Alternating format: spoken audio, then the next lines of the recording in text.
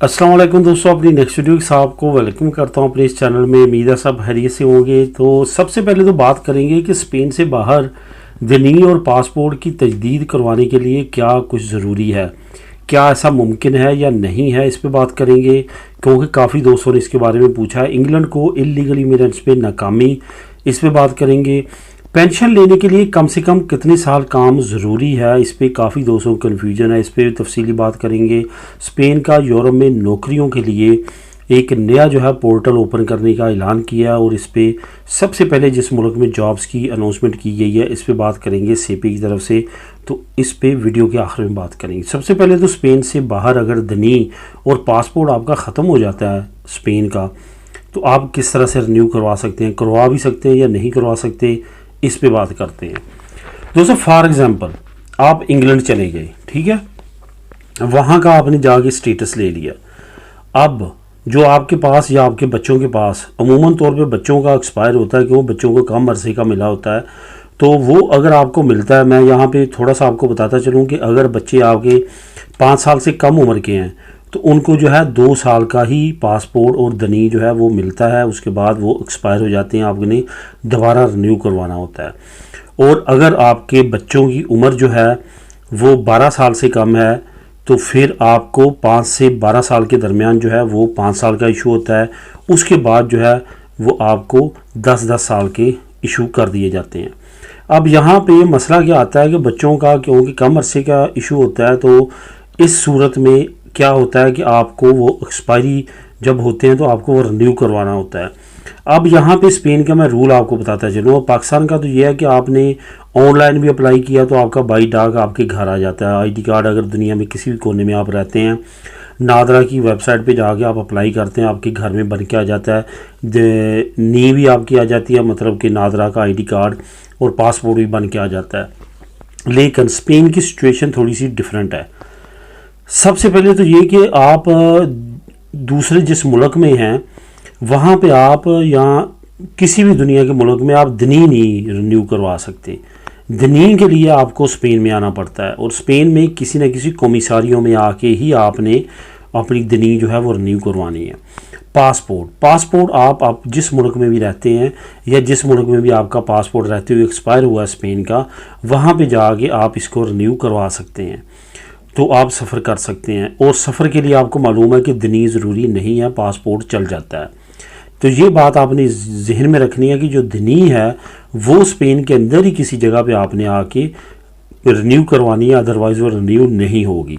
और रिन्यू करवाने के लिए आपके पास पदरोनामिento का ओखा होना ज़रूरी है। तो इस वजह से ये जहन में रखें कि जब आप पदरोन करवाएं तो फिर ही आप अपनी दनी जो है वो रिन्यू करवा सकते हैं। और अगर आपके बच्चों की दनी एक्सपायर है और आप स्पेन में आके उसको रिन्यू करवाना चाहते हैं तो फिर आपको पूरी फैमिली की जो है वो करवानी पड़ सकती है। क्योंकि अगर कोई ऐसा सर फिरा हुआ कमिसारियों में जो आपको ये कहे कि इसकी कन्वीवेंसिया लेके आए क्योंकि ये बच्चा है या थोड़ी उम्र का है, तो वहाँ पे मसला बन सकता है, जो चंद एक लोगों को साथ बना भी था। असल में ये मसला नहीं बनना चाहिए बाई लॉ, लेकिन कुछ ऐसे लोग होते हैं जिनको शक गुजरती है या वो चाहते हैं कि कुछ मसला वो क्रिएट करें गैर मुल्कियों के साथ। आगे आप समझदार हैं वो क्यों चाहते हैं, तो वो फिर इस तरह की डिमांड कर सकते हैं और कर देते हैं कि आप कन्वीवेंसिया लेके आएँ या स्कूल का सर्टिफिकेट लेके आएँ। इस तरह की सिचुएशन में मसला बन सकता है।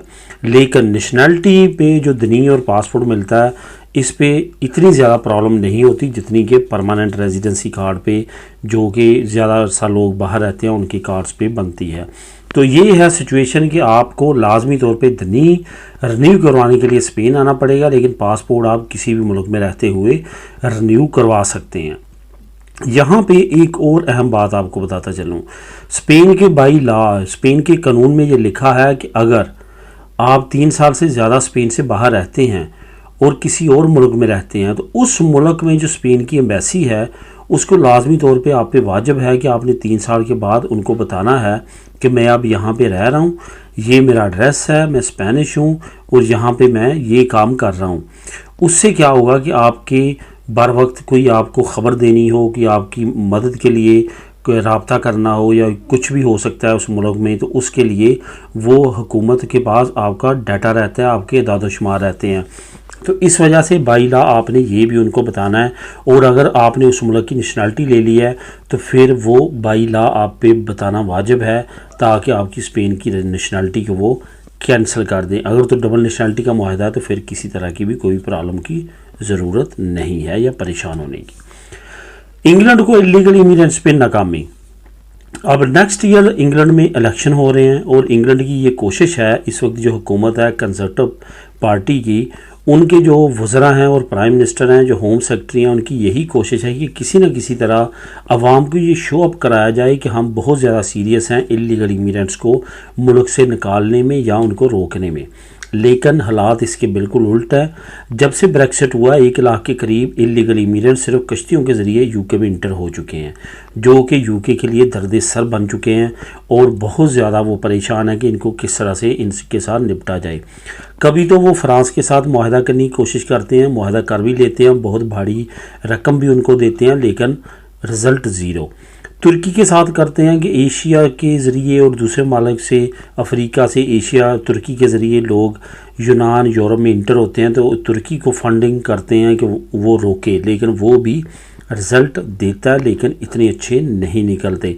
उसके बाद ये यूरोपीय यूनियन का रुख करते हैं कि यूरोपीय यूनियन हमसे हमारे जो इलीगल इमिग्रेंट आए हैं यूरोप को क्रॉस करके यूके में वापस ले ले, क्योंकि वो आए तो यूरोपीय यूनियन से हैं।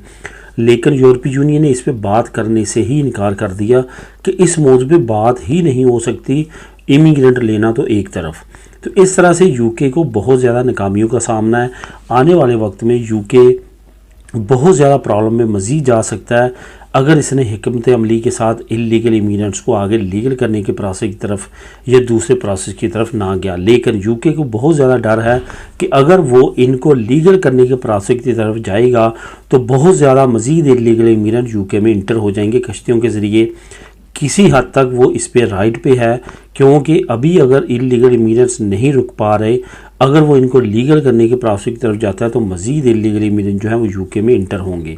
अब देखते हैं हुकूमत क्या हिकमत अमली अपनाती है, लेकिन फ़िलहाल एक तरफ तो ये इन नाकामियों में घिरे हुए हैं, दूसरी तरफ यूएनओ रेफ्यूजी एजेंसी, यूरोपीय यूनियन ह्यूमन राइट्स, यूके की सिविल सोसाइटी, यूके की ह्यूमन राइट्स ऑर्गेनाइजेशंस, ये तमाम इस वक्त नए बिलों की मुखालफत कर रहे हैं।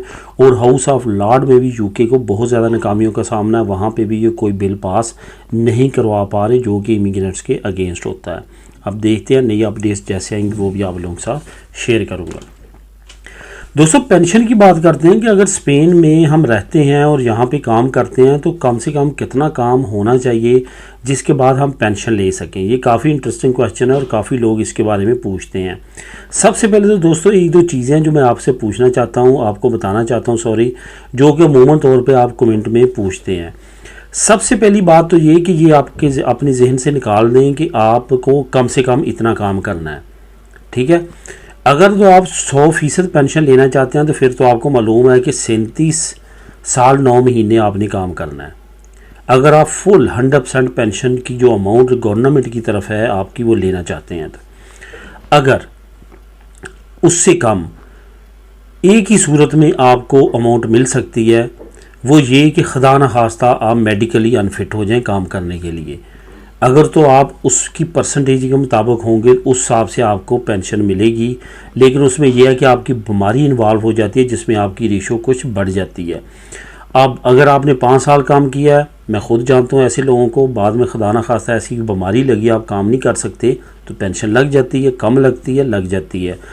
जो 5 साल एक बंदे ने काम किया है उसी के 550 यूरो के करीब महीने की पेंशन लगी है। उसके अल्लाह माफ़ करे दोनों गुर्दे जो थे वो फेल हो चुके थे। एक तो उन्होंने एक गुर्दा उसका नया ट्रांसप्लांटेशन जो अतिया किसी ने किया वो लगाया उनको, और उसके बाद उनकी पेंशन लगा दी तकरीबन 550 यूरो, तो अभी वो ले रहे हैं।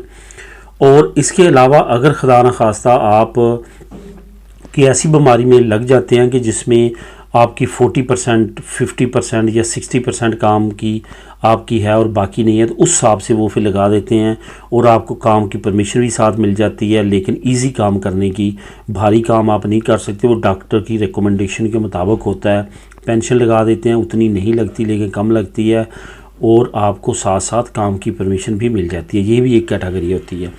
तो इस तमाम सिचुएशन में आप कर सकते हैं। अब एक बंदा यहाँ पे पहुँचा ही 40 साल में है और लीगल हुआ है, तो अब अगर वो पेंशन को 67 साल तक पहुँचता है तो उसका जो टोटल काम हुआ होगा वो 15-20 साल हुआ होगा, तो वो 15-20 साल की उसको पेंशन मिलेगी। तो ये नहीं है कि उसको फिर भी 100% मिलेगी 100%, लेकिन वो 15-20 साल जितनी उन्होंने की है उसके लिए 100% लेने के लिए 37 साल 9 महीने जो है आपने सुगरीदा सोशल पे की हो, आपका लीगल आलता चला हो, तो फिर आप ले सकते हैं। दोस्तों नीचे मैं एक लिंक आपको दे रहा हूँ जो कि यूरोपीय यूनियन की तरफ से एक नया जो मुख्तलिफ यूरोपीय मालिक को आपस में नौकरियों का तबादला करने के लिए स्कीम है, उसमें उनको स्पेन, हॉलैंड और इस तरह के मुख्तलिफ मालिक जो है वो दे रहे हैं रिकमेंडेशन कि स्पेन से लोग, क्योंकि बेरोज़गारी में सबसे ज़्यादा नौजवान जो बेरोज़गार हैं पूरी यूरोपीय यूनियन में सबसे ज़्यादा हाई रेट इस वक्त स्पेन का है। तो हॉलैंड की कुछ नौकरियां आई हैं जो कि स्पेन के लोगों के लिए आई हैं, वो नीचे मैं आपको लिंक दे रहा हूँ जो कि सेपे आपको रिकमेंड कर रही है कि आप वहाँ पे जाएं और काम करें। उसमें आप वहाँ पे डिफरेंट शोबों में जाके काम कर सकते हैं। लिंक नीचे मैं दे देता हूँ, आप उसको क्लिक करें और उसको रीड करें, और अगर आप अप्लाई करना चाहते हैं, इंटरेस्टेड हैं, तो लाजमी तौर पे जॉब के लिए आप हॉलैंड में अप्लाई करते हैं थ्रू सेपे, वहाँ पे तमाम प्रोसेस दर्ज है। मिलेंगे नेक्स्ट वीडियो में नए अपडेट्स के साथ। अल्लाह हाफिज़।